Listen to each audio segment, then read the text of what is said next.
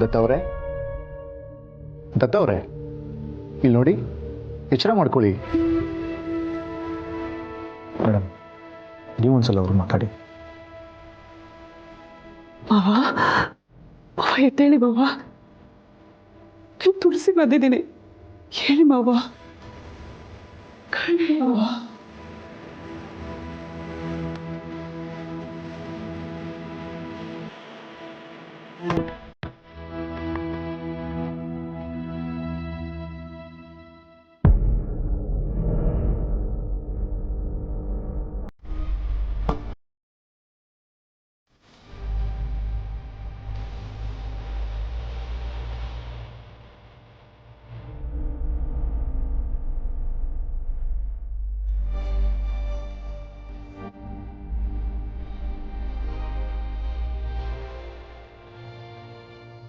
Very good. ಇವ್ರು ಇಷ್ಟು ಬೇಗ ಚೇತರಿಸ್ಕೋತಾರೆ ಅಂತ ನಾವು ಅಂದ್ಕೊಂಡಿರ್ಲಿಲ್ಲ. ಈ ಏಜ್ಗೆ ಇವ್ರಿಗೆ ಇಷ್ಟೆಲ್ಲ ಆಗಿದ್ರು ಕೂಡ ಇವ್ರಿಗೆ ಕಾನ್ಷಿಯಸ್ ಬಂದಿದೆ ಅಂದ್ರೆ ಇಟ್ಸ್ ಎ ಮಿರಾಕಲ್. ತುಂಬ ಡಿಸ್ಟರ್ಬ್ ಮಾಡಬೇಡಿ, ಸ್ವಲ್ಪ ಹೊತ್ತು ಮಾತಾಡಿಸಿ ಆಚೆ ಬನ್ನಿ. ಮಾವ, ನಾನು ಬಂದಿದ್ದೀನಿ. ನಗದ ಬೇತು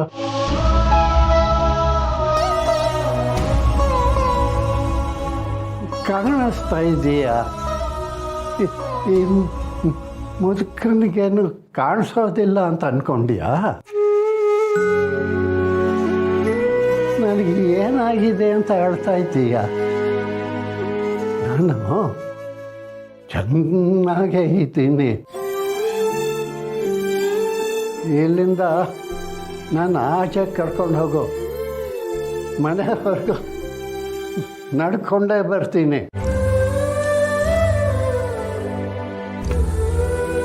ಅರೆ, ಏನಾಯ್ತು?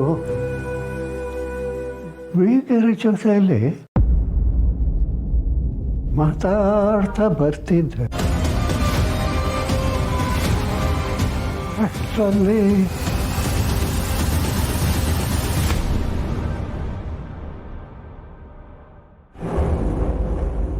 ತುಳಸಿ, ಬೀಗರು ಹೇಗಿದ್ದಾರಮ್ಮ? ಅವ್ರಿಗೇನು ಆಗಿಲ್ಲ ತಾನೆ?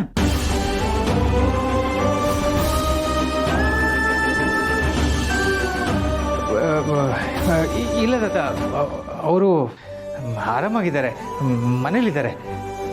ನೀವು ಬೇಗ ಹುಷಾರು.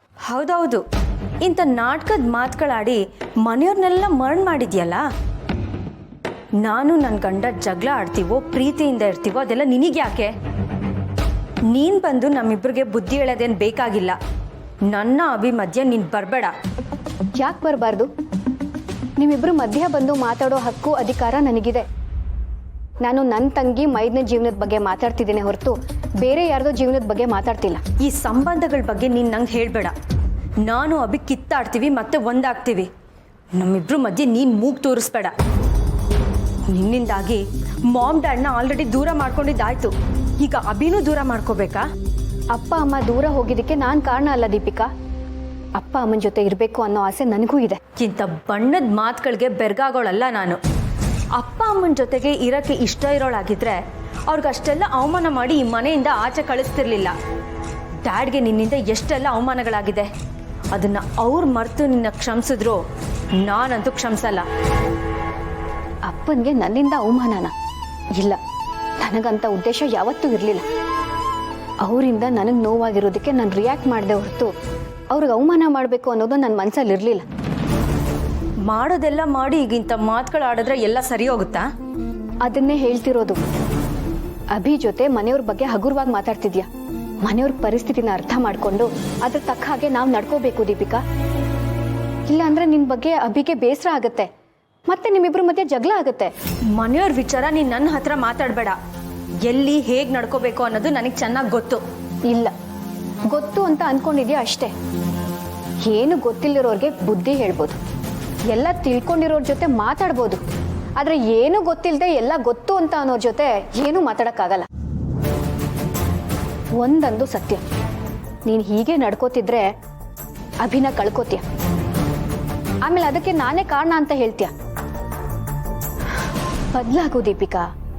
ಮನೆಯವ್ರು ಎಲ್ಲರೂ ಬದಲಾಗಿದ್ದಾರೆ, ಎಲ್ಲರೂ ಪ್ರೀತಿಗೆ ಬೆಲೆ ಕೊಡ್ತಿದ್ದಾರೆ.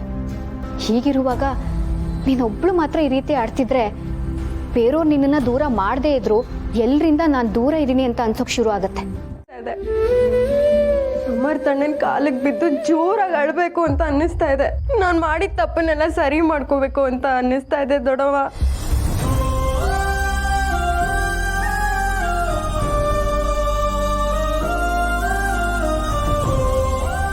ಮುಗಿದೋಗಿದ್ದನ್ನ ನೆನಪು ಮಾಡ್ಕೊಂಡು ಅಳೋದ್ರಲ್ಲಿ ಯಾವ ಅರ್ಥನೂ ಇಲ್ಲ. ನೀನು ಮಾಡಿದ ತಪ್ಪು ನಿನ್ಗೆ ಅರ್ಥ ಆಯ್ತಲ್ಲ, ಅಷ್ಟೇ ಸಾಕು. ಈಗ ನೀನು ನಿನ್ನ ಮದುವೆ ಬಗ್ಗೆ ಯೋಚನೆ ಮಾಡು. ಸಂಜೆನ ಒಂದು ಸತಿ ಮೀಟ್ ಮಾಡಿ ಇರೋ ವಿಷಯನೆಲ್ಲ ಅವನಿಗೆ ತಿಳಿಸಿ ಕ್ಷಮೆ ಕೇಳು. ಅದು ಮಾತ್ರ ಸಾಧ್ಯ ಇಲ್ಲ ದೊಡ್ಡಮ್ಮ. ಅವ್ರ ಅಪ್ಪ ಅಮ್ಮ ನಿಮ್ಮ ಬಗ್ಗೆ ಆಗಲಿ ಸಮರ್ಥಣ್ಣನ ಬಗ್ಗೆ ಆಗಲಿ ಮಾತಾಡಿದ್ದು ನನಗೊಂದು ಸ್ವಲ್ಪನೂ ಇಷ್ಟ ಆಗಲಿಲ್ಲ. ನಿಮ್ಮನ್ನ ಕೇವಲವಾಗಿ ನೋಡೋರ ಸಂಬಂಧ ನಂಗೆ ಬೇಕಾಗಿಲ್ಲ. ಅಂಥವ್ರ ಮನೆಗೆ ಹೋಗೋ ಬದಲು ನಮ್ಮ ಮದುವೆ ಆಗ್ದೇನೆ ಇದ್ಬಿಡ್ತೀನಿ.